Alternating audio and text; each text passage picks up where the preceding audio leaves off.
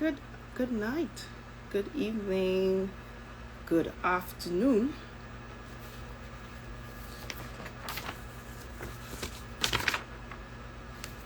And we are live.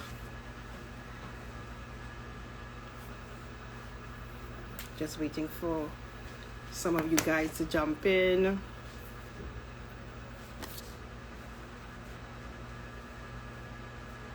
Good night, Kurt. Thanks for joining us tonight.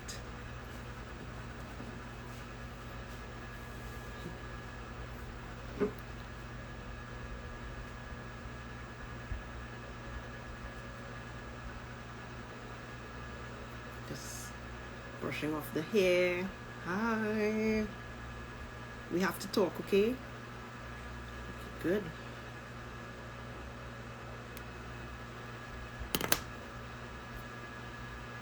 All right, so our special guest is Alexander Bruzual from the Express newspaper. He covers crime and court, and he's been doing so for a number of years. So today we're going to focus on the ins and outs of covering crime.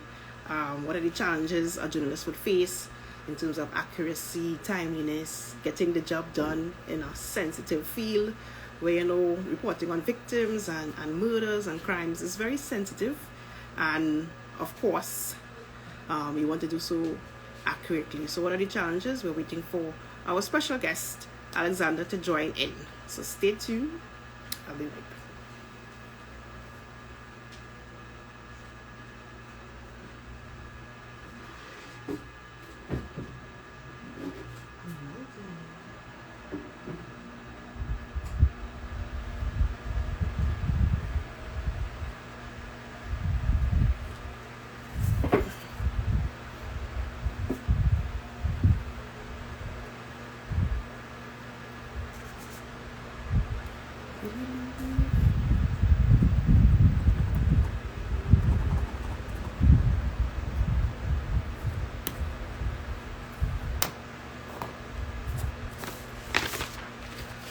Hi, Negri. Can you please request to join the live and we can get started? Alexander. Yes.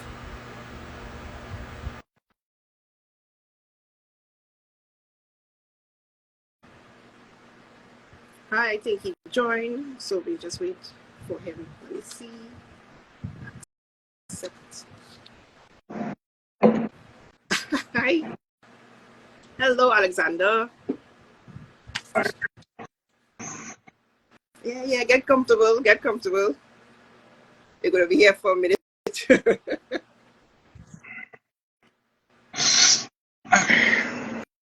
Is it? I don't know.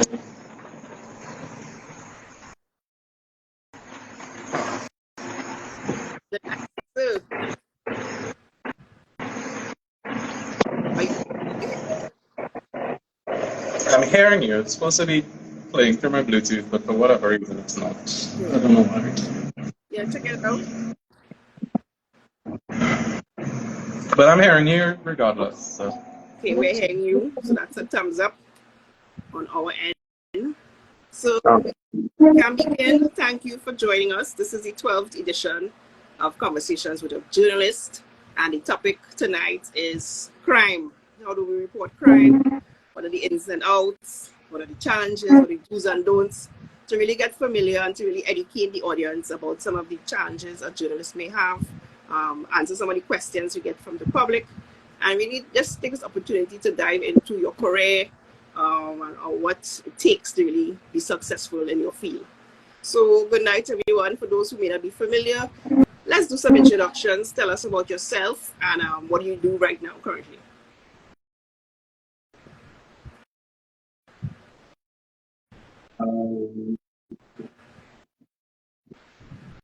Well, I'm Alexander Bruzual. A journalist for the last nearing 20 years, which is dating me sadly. Worked in several media houses throughout that career, currently stationed at CCN Group, so I work for both Trinidad Express and for TV6. Mainly specializing in court and crime and stories. So outside of that, I'm just an introvert who likes to play games, read comics, listen to music, enjoy life, drink scotch. You can consider yourself an introvert? Oh, I'm definitely an introvert. Yeah, I get that. And thank you for accepting. Thank you for saying yes. I think Marie is online, and I think she contacted you as well. So thank you so much for taking the time. So, what got you into journalism to begin with? For those who are probably curious about the career, how did you end up in this field? Like an honest answer, like to encourage those who want to pursue journalism. Yeah, possibly. I fell into journalism. Journalism was not like my passion. I love to write, basically. I love writing.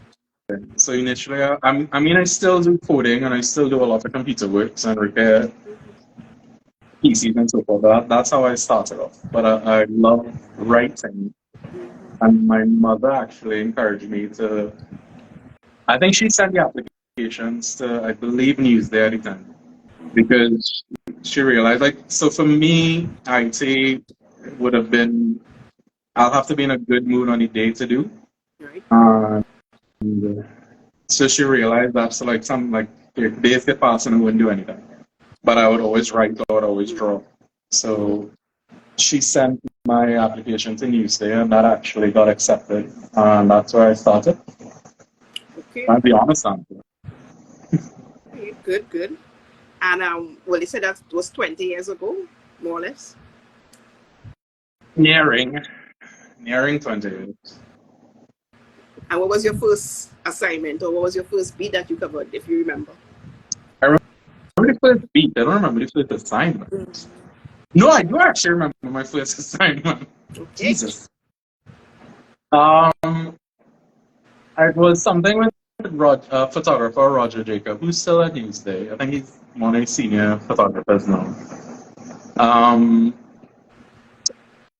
It was forest fires. It was about just covering, I think that first day, we had a lot of forest fires on a range. I think me and Roger got sent to something with Wassa initially, but that ended up being a bust. And literally, Roger just took a right when we went back in the police lane, and we went up on the hill and bounced up some firefighters and ministry people trying to control this scenario. That was actually weirdly a strange, exciting first day. Not every day is like that, but it was a first day. Okay, so it was just you and the photographer, and you saw a story that needed to be covered. Well, he saw a story that needed to be covered. That was my first day. I didn't know him much, and he took me on that journey. Remember what it was like writing it when you went back to the office? The nerves, the excitement. Nah, that's too far away. I remember the excitement of being there and coming back. I don't remember writing it. I know I left the office like 8 p.m. that day, but I don't remember. If I'm a very neutral person, so I don't know. After the excitement would have died down, I would probably come back to the office and just do what you have to do. So I don't remember excitement there. I remember the excitement when we went out. I went on the scene, and those things are. Okay. All right. So from Newsday, I guess you would have spent some years there. What were you covering? Was it always crime?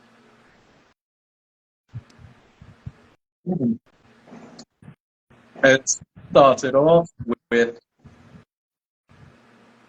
what they used to call page 9, so human interest stories. Okay. So persons who don't have water or potholes in the road or roads blocked or whatever. Social source. Yeah. So that's how it started. Then it was court, which I loved. I miss court. Really? Miss court. We'll ask about that. Court is great. Really? Court is great. And then it can assume. depends on the day, depends on what you're assigned to get. But it's something that's I have patience, so it's something that I wait out game. So and then there's some days if you're lucky, you can be in court whole day and just have like one or two stories, as opposed to crime.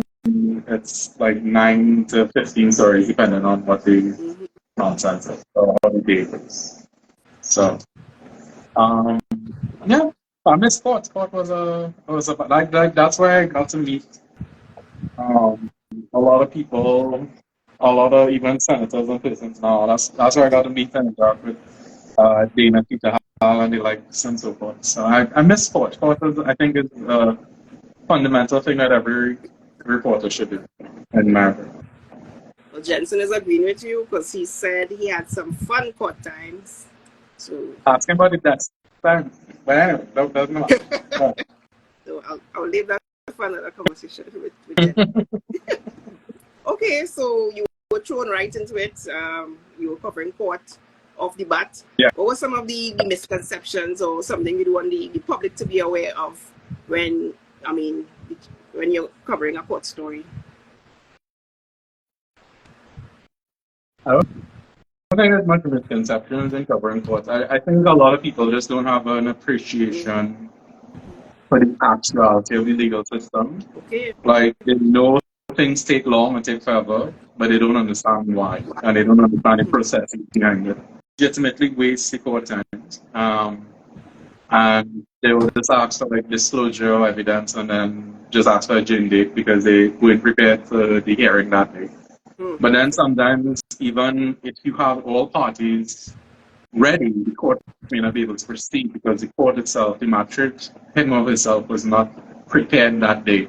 Because it was, for instance, it would be just called for mention. Okay. So it wasn't called for trial, it wasn't called for continuance.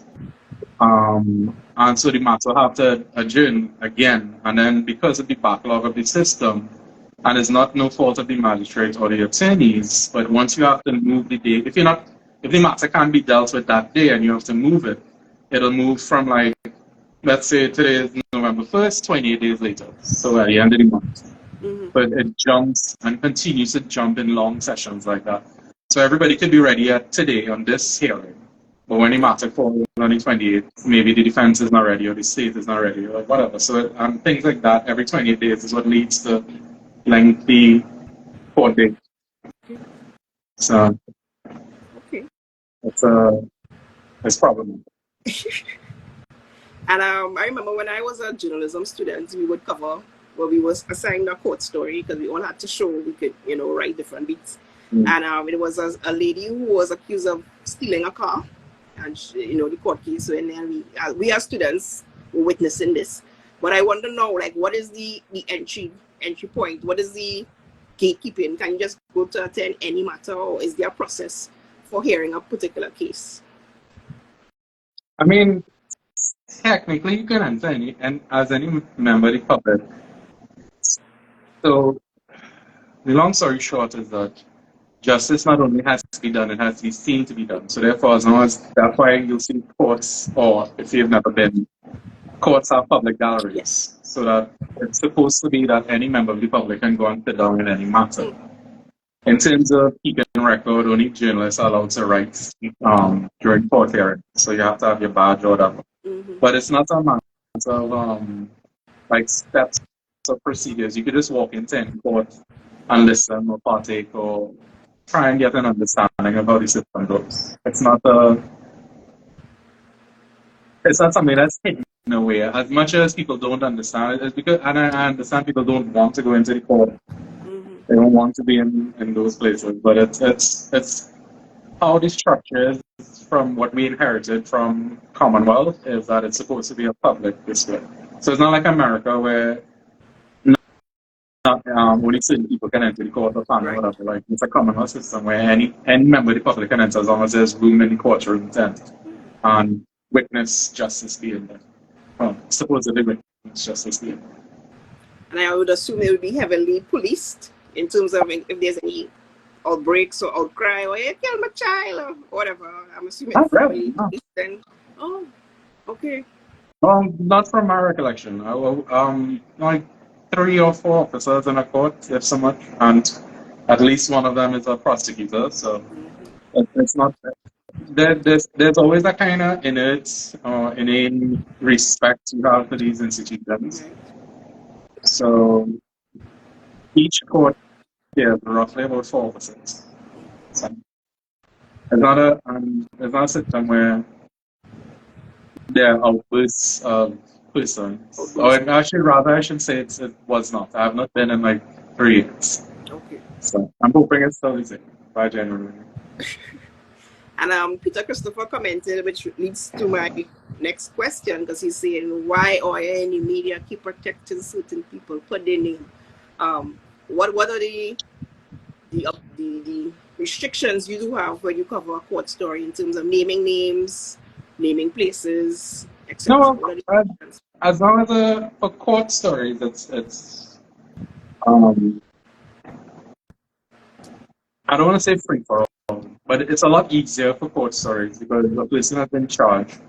And based on how our laws are established, we can put a person's name, we can put a person's age, address, picture, everything once the person's been charged. Okay.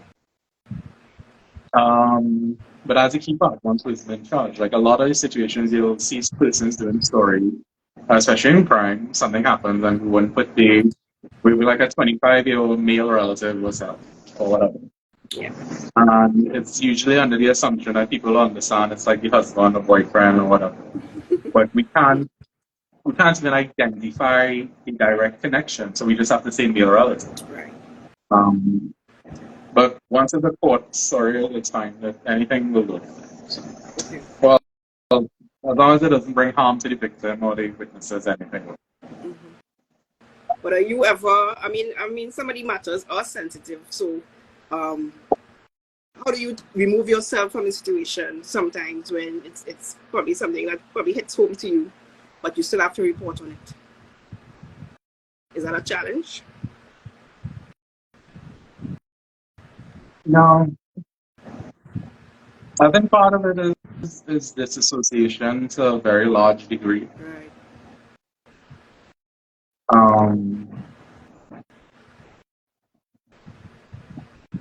I've thankfully not been in a situation that it will directly hit home. As in it's close to like my friends or relatives or myself. But even the more touching on personal incidents, Sensitive. it's disassociation. You'll still feel and be empathetic towards something, but it's you can't let that affect how you cover. Yes. I know you mentioned that there may be court matters that are pushed back. You mentioned 28 days. But sometimes when I'm reading stories emanated from the court and you see 5 years ago, 6 years ago, what happens in those instances? What are we really facing here? And did you have to do any? No, a lot of that is the same backlog that I mentioned. It's the same, you say in 6 years, like I could tell you that there was a person that was in court for 12 years before his matter came to trial, and he was denied bail. So that's it. Although it is not my place as journalist, but the judiciary does need reform. It does need either more magistrates, a better magistracy. No, I can't even say more lawyers because we have a plethora. But there needs to be something done to address the number of cases and the backlog of cases that we have. And for your own personal growth when covering court, did you have to probably brush up on your legal studies, do a lot of reading to prepare yourself for this kind of reporting? Once upon a time, yes. But it becomes natural. It's not repetition, but you become a lot more aware of how certain processes go, especially in court systems. And the exposure to how things play out also helps. And then you will also hopefully engage with lawyers and police prosecutors on how, and even the magistrates. Like, I have several memories with Miss Davison Quinlan, who would engage the reporters that were in her courtroom. So it's a lot of, yes, you still have to read and prepare, but it's also a lot of experience. But the more you're there, the easier things become. And another thing I've noticed too, crime stories or report stories rather don't take up much space in the Express, in any newspapers. There's probably a column, probably is it that court stories perhaps are given, or there's not much to say. What is the rationale behind some very short, just punchy to the point, man charged with 25 counts of stealing chickens, or is it just to state the facts and leave it as that?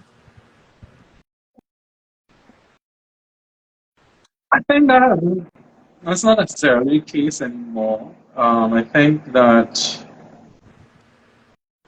you'll find a lot longer court stories in print media because it's the easier thing to rely on for space on pages.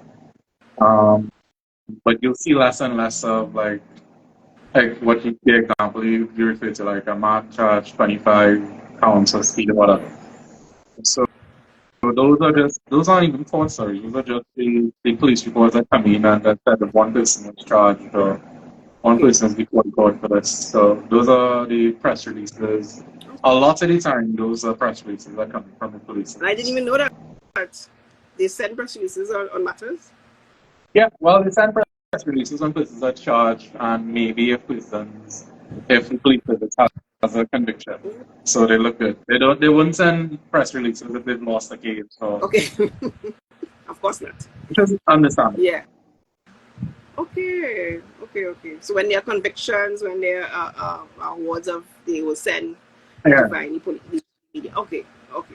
I know I've seen crime briefs where they just jot down the little basics of probably what happened recently. Okay, I get that. Okay, so we've covered court. Let's move on to crime. Hotspot. I think some of our audience may have been affected by crime. Trinidadians, now and then, everybody has had some kind of episode or story where they could say, "I was personally touched by crime." To what extent do you cover it? Is it that you are at the scene when a murder is there and you're seeing when they're putting down the numbers and they're collecting the bullets and the forensics? Where do you jump in when you cover crime?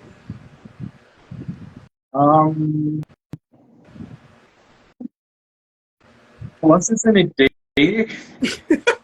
You're laughing. No, I refuse to do anything after 8 o'clock unless it's something serious. Well, yeah. But once it's any day, yes, I'll be on a crime scene. You'll try and talk to relatives, so on and so forth. You'll be there when police is there, because that's usually one of the best times to be there, depending on which area you're going, which hotspot area you're going. Right. So, yeah, we will be there. Well, that's how we get the pictures of like undertakers or crime scene investigators removed and stuff. So we'll go there while they're there, try and interview as much people as we can, or that are capable of being interviewed as well. Like one of the key things if you approach someone, let's say a relative of one of the victims, and they say they can't talk, and all right, cool, they can't talk. But you'll have old school journalists who'll be like, no, you have to keep on pestering them and keep on. I'm good. It's a hard time for everybody, and if you can't speak, you can't speak. Yeah. I'm not trying to pester anybody, and because of that empathy, like we've succeeded in getting relatives at other times because you're not pressing them and they don't feel uncomfortable and they don't feel forced, so that they'll engage with reporters at other dates. Right. Okay, so that's your checklist, because you're there to get the source. You're there to interview persons, the relatives of the victim, Yeah, so you can't rely just on police. Um, not not trying to cast any aspersions or doubts on police or police reports. It's just that there's always there's two sides to a coin, and there's three sides to a story. So it's always good to go and speak to persons and try and engage the persons as much as possible. Yeah. So. And as you said, they're not always ready to speak with you at that time. No, and that's understandable. A lot of the time, it's a traumatic thing that has happened, and it's something that they're going through. So. Okay, but this is print media. Do you think there's a different approach when it's broadcast media in terms of where we need visuals, we need somebody on camera? Yes.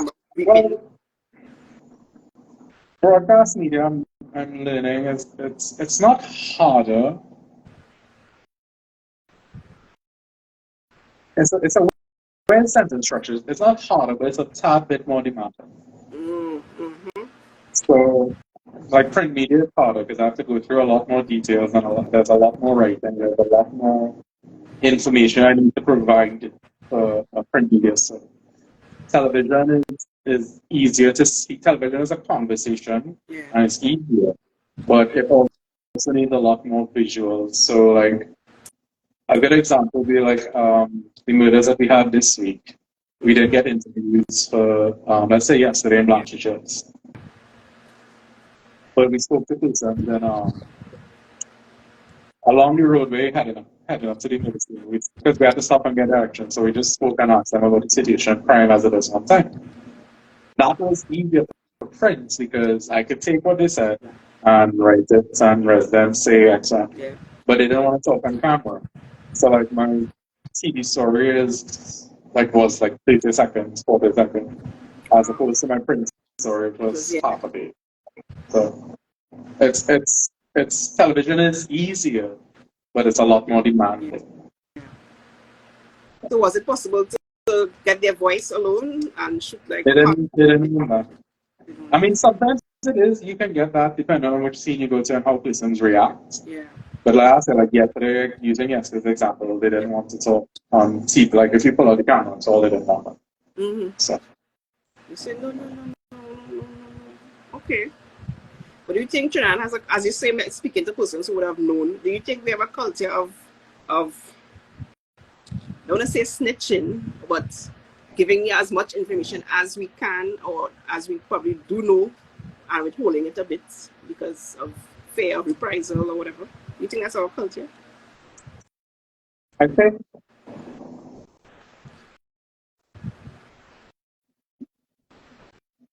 we live in a country, we have a culture that wants to speak out and wants to do the right thing, but there's very much a fear of being targeted for people knowing what role you may have played in whatever.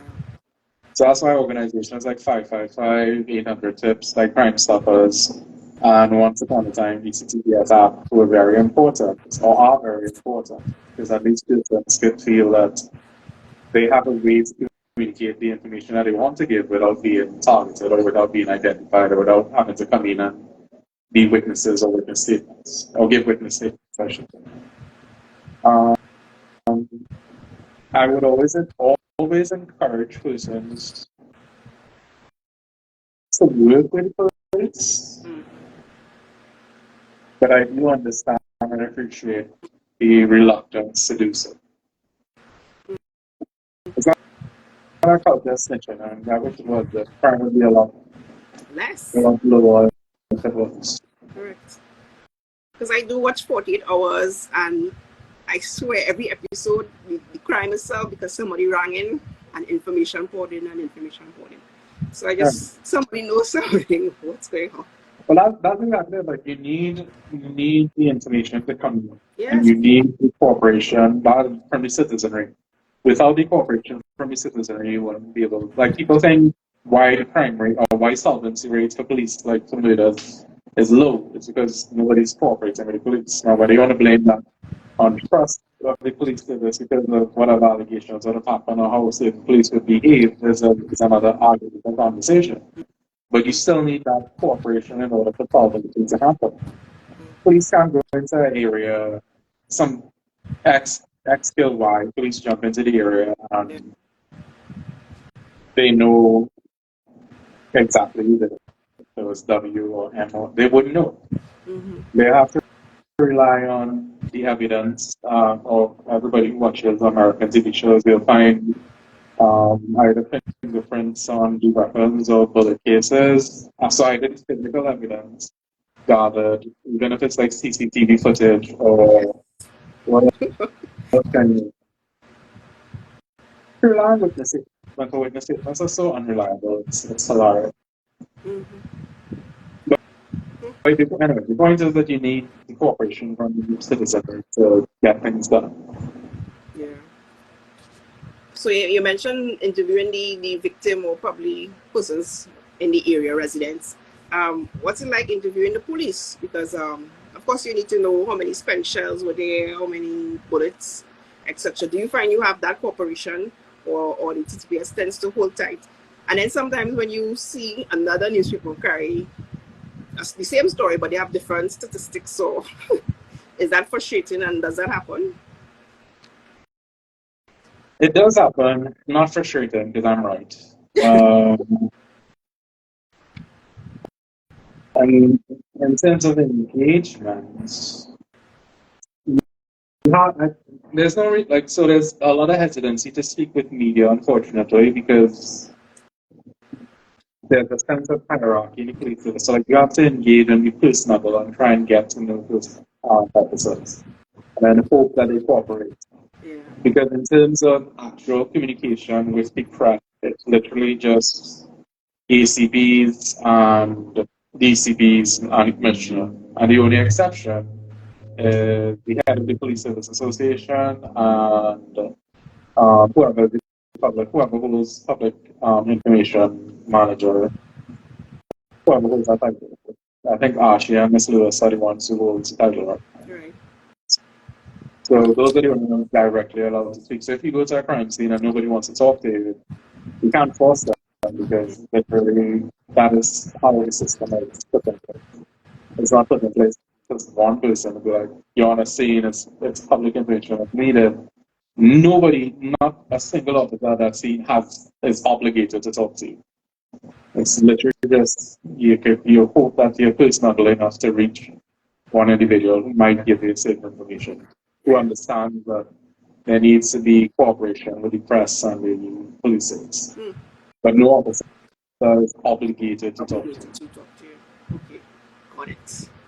And let's talk now about missing persons or probably the way a story is written, because from time to time we have a missing girl and everybody says she got my man and I saw she right there. In terms of victim blaming, because sometimes you write a story and the person went to meet somebody on Facebook and they get robbed and why they went there, they didn't know better. And that's kind of the feedback we get from the public from time to time. Is there any way that probably the writing or the details of these stories where persons were foolishly victimized, or the person who knock on the bank with $5,000 and they get robbed and Chinese, but we have to state the facts, right? So what do you think about those kind of foolish victims? I don't know. I don't know. I genuinely don't know. Because it's not a matter of miseducation of the public. It's because those will be persons who will willfully ignoring the reports that have been coming. So like a lot of the stories that I've written with the police services once again reminding citizens not to take out large sums of money from the ATMs, or they once again remind the citizens not to be cautious on engaging with sales that with persons that they would only have interacted with on social media, persons that they don't know.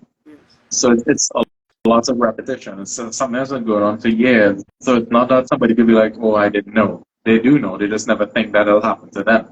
Yeah, correct. That is a problem. Like, you never think that a crime will happen to you until a crime does happen.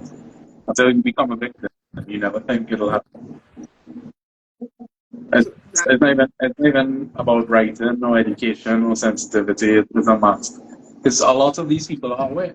They just, if the back of their head when they refuse to acknowledge that it can happen to them. So do you think there's a responsibility in terms of, well, you mentioned it, that, you do say we are reminding you XYZ. Do you think there's a public education role in crime reporting? No.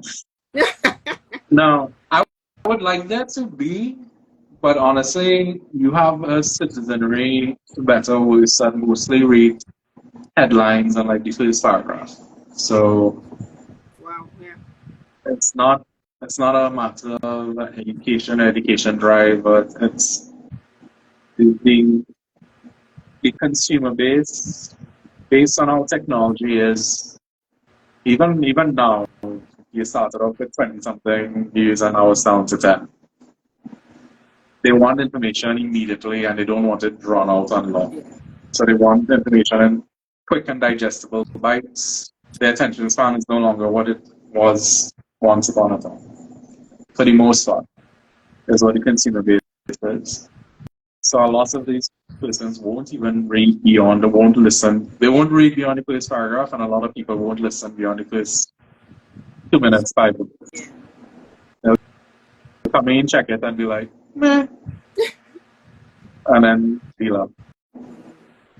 So, but it's trying to strike the balance. Like, I'll still write those things, and still police is telling people, advising. Like, that's how I start most of those stories. Is that they're advising citizens not to, or to be careful with social persons that you already meet on social media, or be careful in how much money you're taking out from, especially physical cash, because we're in a digital society where if it's a legitimate business, you can literally just transfer. You may not be able to transfer if it's different banks. I think the limit was 25,000 from bank to bank. But like if it's the same bank, you could transfer like 60,000 or 100,000. That's Scotia to Scotia, you could transfer a settlement. But even if it's different banks, you can still do it over a period of time. So try and find the way, or write a check, manager's check, and give it to somebody. Don't take out the 80,000 that you need for that field or whatever, and then try and give. It's not just put yourself at risk, because there's a belief in like certain institutions that it's bank tellers. You'll have person again. Ahead of myself. So they believe that some bank sellers are working with criminal elements. One. Two, even if bank sellers are not working with criminal elements, if you force them to take out cash, they use the machine, and the machine makes a specific noise to count down exactly how much cash is going. And persons can hear, if the machine is going on for like 20 seconds, they'll know that you're withdrawing a large amount of money. So you are making yourself a target and making yourself a victim, even if you don't tell anybody what you're doing or going on. You're creating a situation which could have been easily solved if you just transfer the cash over, or you use the banking system online, or use the online system. So, hence I started, I don't know, and despite that rant, I'll still end with, I don't know. It's things that people know, they just refuse to ask about. Well, I see a viewer here is asking about the viability of telling persons not to take out cash. But I think you covered, the different options we have. I mean, transfers, manager's check. Just be aware, we don't want to make ourselves a victim if you don't have to be.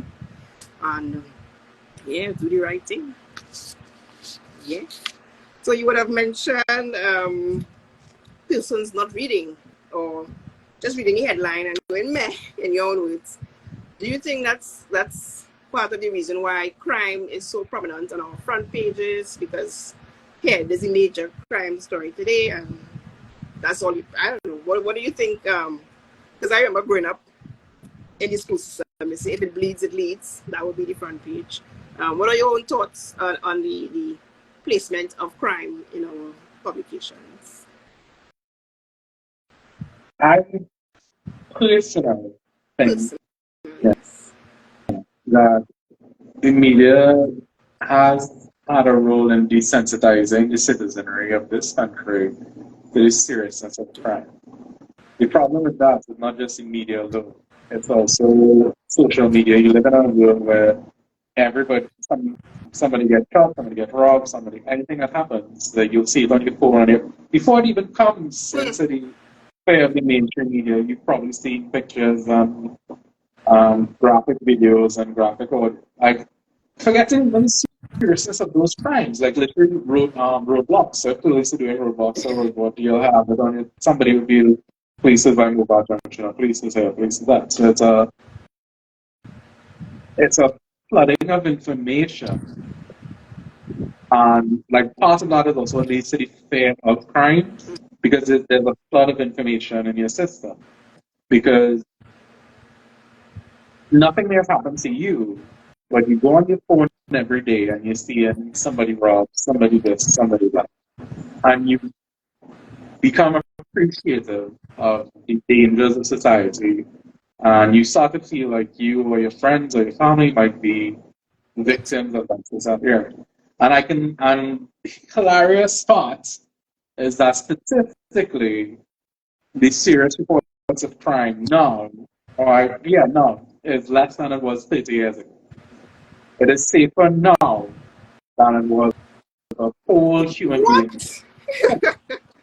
In terms of reported crime, because there's also a whole different argument of people having lost faith in police service and just refuse to report crime. But in terms of the actual reports of crime, when you just compare statistically, it's lower now than it was 50 years ago.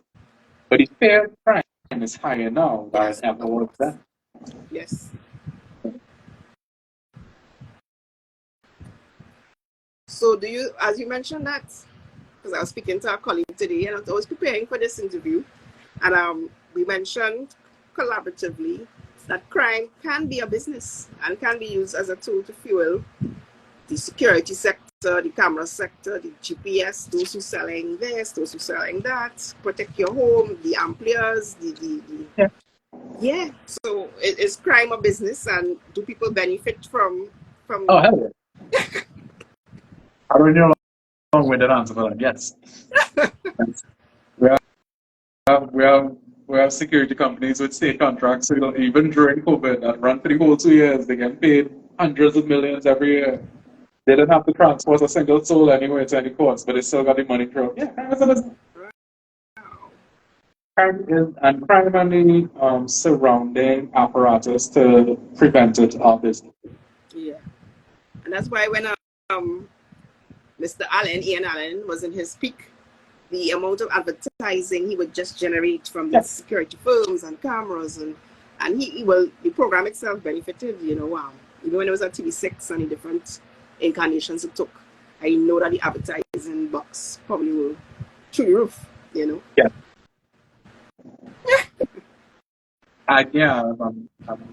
There's no need to be so high. Yes. No, we're not BSing here. We having honest. Yes, the answer is crime and the apparatus. The apparatus that's reports and surrounded. Yes, it's business. So using the same sentence that you said. Huh? So there's money in making us feel fearful and. Yes. But there's money in social control of governments. That's a different conversation. Yeah. But there's not making persons feel fearful, but like I said, using the sentence that you said, like once it bleeds, it leads. Because good news, as much as people want to say they want good news and they want this and they want that, good news doesn't sell. And the examples that I'll always use is like there was a time Miss Mills in Newsday, she ran good news for the entire week as the headlines for a whole 7 days, and that was the least the paper sold for the 2 months, and that 1 week. So people would sit down and say that they want good news, or why is the media only focusing on negativity? But it doesn't sell. At the end of the day, people want to cast this altruism on media and on journalism. And in an ideal world, yes, but it's still a business at the end of the day. I mean, I'm not the one profiting from the millions being made by like CCN Group. Yeah. But it's still a business. The company still has to make its money. They still have to start to pay personnel to pay. Correct. The time start. Correct. And I'll jump into a question from Vienna, who asks, do journalists ever worry about getting targeted themselves? I guess when your coverage is too good. I have not. I've had concerning confrontations, but I don't worry about being a target. Nothing that I've done is intrusive on. All right, so yes, it depends on what the story you're reporting. Mm-hmm. Like Mark Sands will famously say that he was threatened and he had to leave the country. He went to Barbados for like a month, blah blah blah blah blah blah. Mm-hmm. But that's part of investigative reporting, where you're trying to unearth things, hopefully of public interest and for the public need and for the public good. That's the most important part, which a lot of people always seem to forget.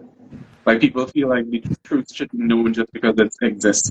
What is it good in what you're reporting? Like how does it benefit the overarching society as a even in terms of like, and I will say that, and some people might sit around and be like, so what about why reporting murders? Like statistically, these things are needed because you need to understand how the society operates and what is needed to fix it and how to better certain areas, certain communities, or whatever. Right. And so back to the thing, it's if you do target certain highly public profile individuals, yes, you can be a target. I know of two persons who've been threatened. I do not have that concern. Or I should rather say I've never had that concern in the past. Because I've never done anything in that vein or too deep in that vein. In a scope of, yeah.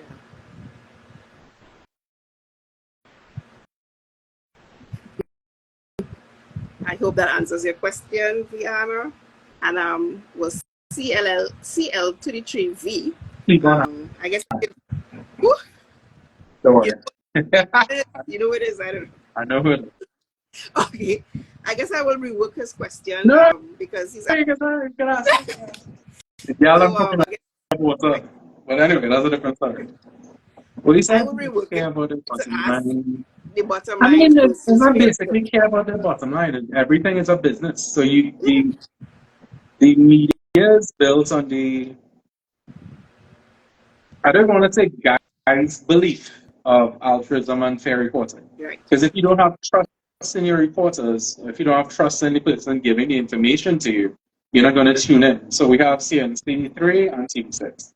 So you'll have favorite reporters, might be Alicia Boucher, might be Urvashi, might be Kijan, might be Jensen, whatever. You'll have person that you will believe more. It's almost like high school. Like you'll have certain people that you'll talk to more, you'll sit down and listen to. Yeah. So whoever presents a story in a way that's more favorable to you or that you believe more is what you'll tune into. So it's not a matter the bottom line in terms of money. Yes, because money is what all these enterprises look for. It's a business at the end of the day, so it's not a matter of that. But you will always have fair reporting. But you as the consumer will pick and choose what you pay attention to and what you log into, what you read. If you prefer Express over Guardian, if you prefer Newsday over Guardian, if you prefer Guardian over everybody else, whatever. Is you as the consumer have to make that decision based on the truth or how much trust you place in the reporters that you're reading.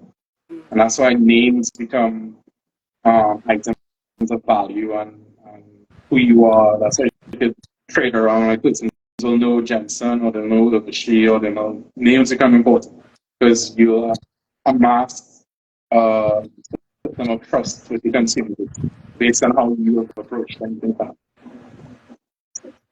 Fair enough. So what's his name, Van? His name gallon coconut water. I want proudly and I will proudly and profoundly. Mm-hmm. And what are your thoughts on, or have you ever had to do an anniversary story? Because we know some crimes really hit home for Trinidad and Tobago. And so we're looking at the anniversary of the Dana Hall murder, or the anniversary of the Sean Luke murder. And where are they now? What are the survival stories? Because there are possibilities to do really in-depth features coming out of a crime that really hit home and really touch the lives of everyone. If we look at Andrea Barrett, and these persons who would have had, an impact in society. Have you ever done a 5-year anniversary story of this crime, a kind of in-depth piece? I've done it for a few incidences, but I don't like them because it's not a lot of times it's just a matter of rehashing. Because that's used like Andrea Barrett or Dana Cita, it's matters that before the courts. So even if you claim or you have somebody who pretend to tell you that they know new details which has never been reported on, you can't say anything because it still is matters that are before the courts. So then it just becomes a system of rehashing the facts that would have happened. Yeah. I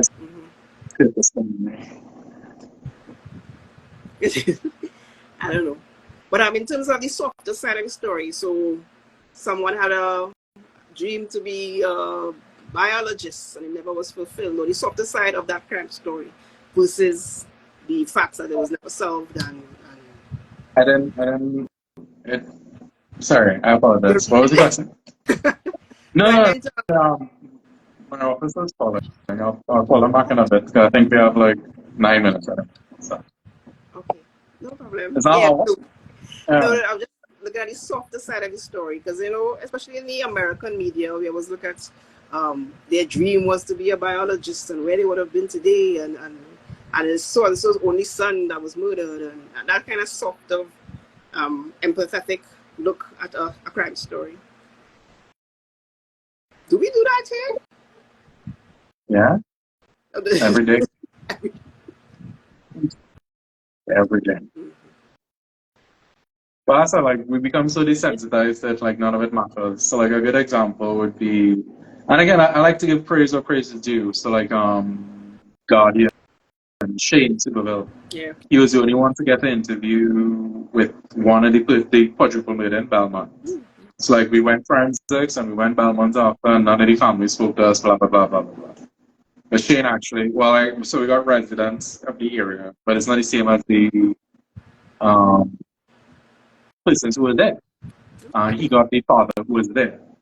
So he had that aspect of it. And it was not a better story, but it was something different. Something that you needed to focus on. You always need to focus on the other side, the people side of it. Not just the police give you facts or you report it. Otherwise, it's not a matter that you're a journalist, you're just a reporter, just throwing things up. Well done. Are you reading the question? Should I read it out? What are your possible solutions to significantly reducing crime based on your... Easy. Invest in the social systems around us. 90-something billion in national security, not going to do nothing. Invest in the communities, invest in schools and after-school programs and daycares and things that'll keep us sports and all. More carnival events or more. Take that money. Yes, you still need a strong national security system, don't get me wrong, that's very key, but that's just short-term policing. And that's why you won't see changes. You'll have these conversations with criminologists, like a good example would be Dr. Randy Seepersad, who would have given this advice to the government and nothing's been done. And you have other persons giving these advice to governments and nothing is being done. Because it comes across very much as each government or each successive government is only concerned about being re-elected, and therefore they will focus on the short-term initiatives. So they'll invest more in national security, and just keep on throwing billions and billions into national security. Whereas the long-term solutions which is what we need with the invest more in the citizenry, give people less reasons to join gangs. I mean, you're not going to prevent all of them from joining gangs, but give them less reasons to. You seen the question? Oh yeah, I'm sorry. Because good news doesn't sell in reality. I wish it did. I wish it did, but it really doesn't sell. So if it bleeds, it leads. I'll say that again. And Yeah. what are you? I'll say it again. And what are your thoughts about political parties on both ends of the spectrum using crime as a tool to, as you say, win an election? Is it that under my government we wasn't this? I don't know. Why is crime seen as such a political football that can be kicked around as it is? Because everybody wants to pretend that they have the answer to solve things when they don't. And everybody.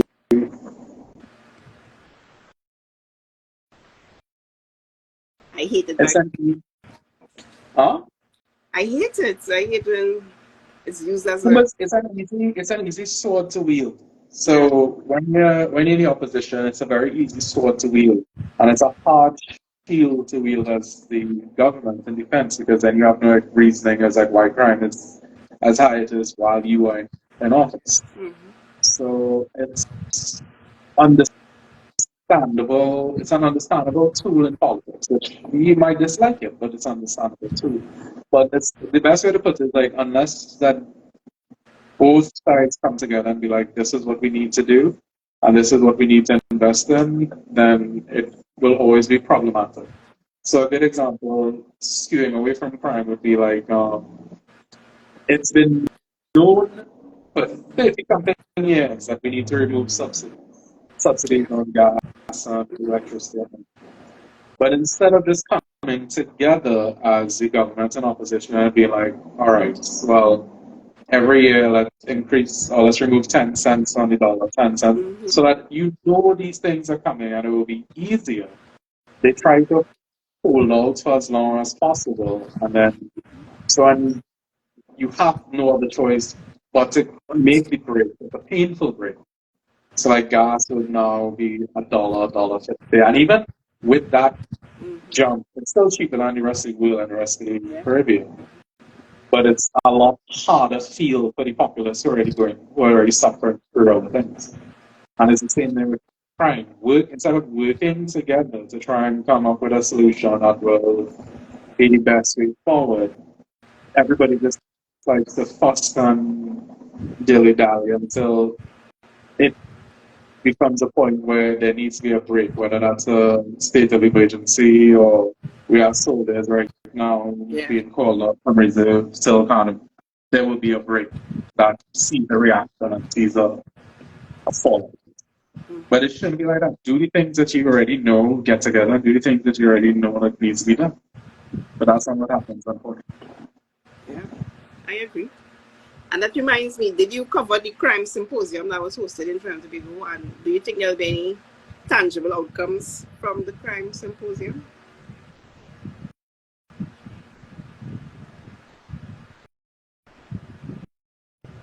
Yes, I covered it.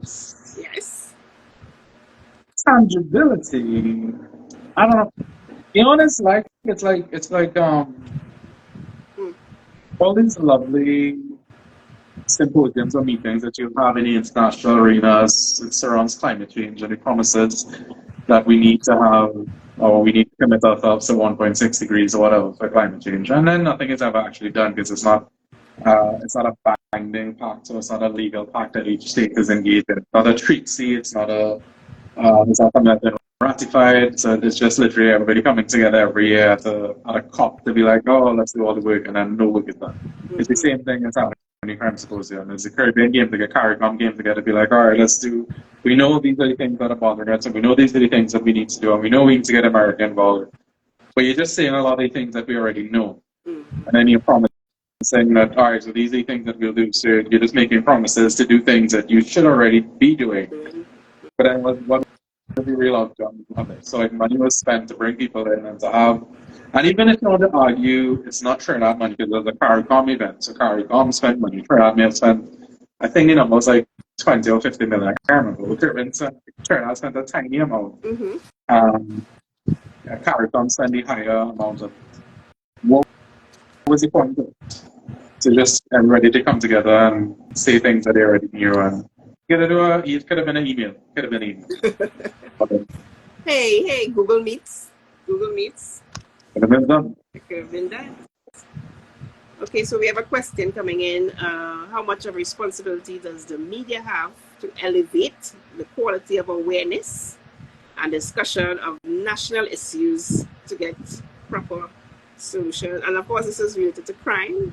Yes, Mr. Sig. Swati. Don't try and pronounce it. This is I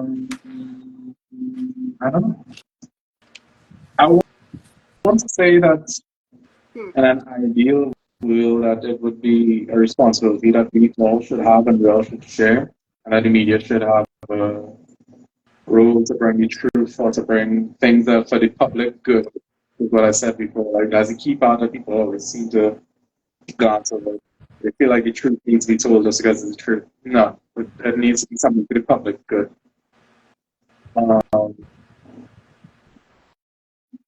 In an ideal world, the media will have a very strong role to play. But we don't live in an ideal world. We live in a world where people consume media, they consume news that are very quick. Everything that they consume is very quick and fast-paced. So like I would have said earlier, like they would just read the headlines and probably a paragraph. They don't read the entirety of the story anymore, or they don't pay attention to the entirety of the live videos or the newscasting. They just whatever the headlines are, and then they'll, if they decide to stay around, they'll stick around. So we have, in an ideal world, we have a responsibility, but it's that the consumer base is no longer what it was. So like we have to adapt. Yeah, we have to change and adjust and adapt to. So like Luke does it the best. CNC3 does it fairly good too. So like because we're so short term and so quick, once you release stories like every hour, they don't. It's not like as the story breaks, further where you release stories every hour to keep on generating flow into such. Yeah.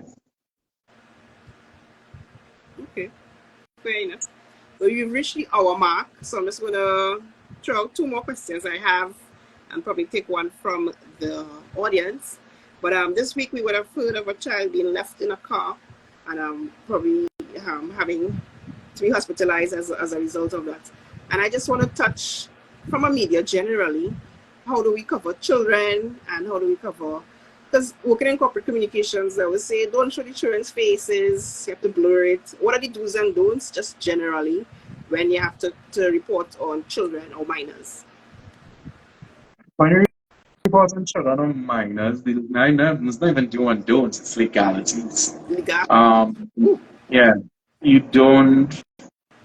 can't show a child's face, name, address. You can't identify a minor without explicit consent from the parents or the guardians. So even like that story, you'll say like a 5-year-old child from Pinal. Yeah. You won't say from like Quinam Road or whatever. Right. Yeah, unless you get it specific. You spoke to the parents and they've given you permission to say this is what it is. So like the legality is the important thing. So like Roger Alexander would have touched on it. So there's like social media groups that will post up the entirety of a police report, which is against our legal system. Yeah. Like Uncut is one of them. Now I love Uncut. Yeah. Love them. I love aspects of what they do is what I should say. Because they're very much in terms of as something happens, they will be on the ball quick, and they will be quickest with the higher percentage of being accurate. Good, okay. There's still would be times they'll be wrong, but it's it's a higher percentage than other people, like, without calling other names. But anyway, but they'll put the entirety of a report, and it becomes dangerous because then you list witness names like a murder, you might list persons who would have seen it. Or in terms of legality, you might name the child I don't know, Zion or whatever was that kind of. So that's where the legality comes in. And as mainstream media, we're not supposed to do that. Now, we've not encountered a situation where persons have sued these social media sites as yet. But I feel like it's something that might happen sooner rather than later. Okay. Yeah. But So in terms of pure honest legality, that's the basis of it. It's just legality. It's not a right and wrong or morality. We have clear laws that we need to follow. Very good. And as you mentioned, social media, I know because from speaking with other journalists, they would have received a company phone and they'd be like, okay, you're going on the field, do it live, give me a feedback on my Facebook or my.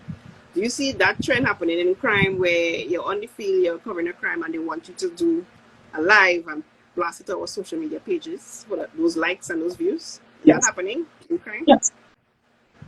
I'm not doing it, but yes. I haven't seen that. It's a thing now? Yeah, like for instance, if Jensen goes on a field, you'll see him on Facebook or Instagram or whatever. Shane does it, or Shane still does it. Superville still does it a lot. I remember she was at the site where the murders happened in.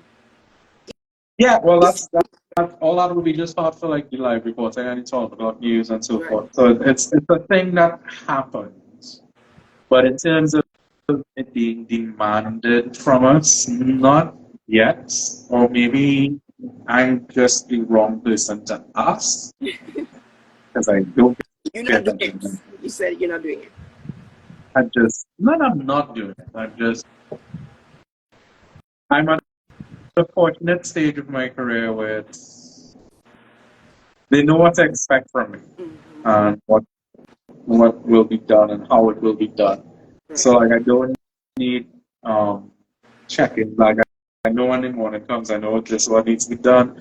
If something has happened in my area or my territory, I know I need to go. So there will be a lot of days I won't hear from my editors until like 3 p.m. But they already know that I don't need micromanagement, so I don't need to be looked after. Like if I need something, I'll ask it. If I need a photographer, I'll just get it. So I wouldn't even go through them. I'll just be like, call the photography desk and be like, hey, if anybody's free or whatever.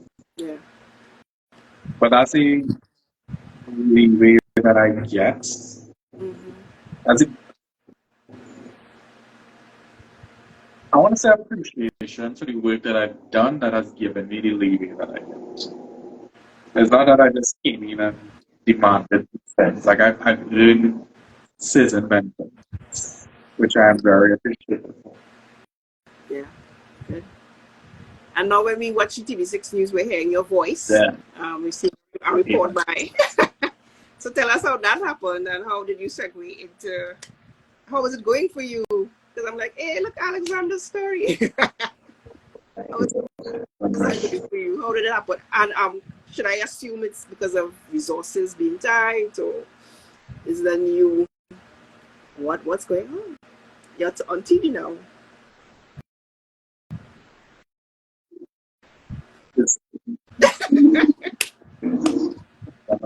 When I say it. No, it's just a resource of the site. It's just a natural evolution of career. So as long as I'm on the pathway that I'm on, because I don't know how long I'll be in media for. I wish I could say I might want to do communications, so I might want to go back inside. I really don't know. Like my entire life, it's not like I don't feel like an adult. I don't feel like I've chosen a career path, and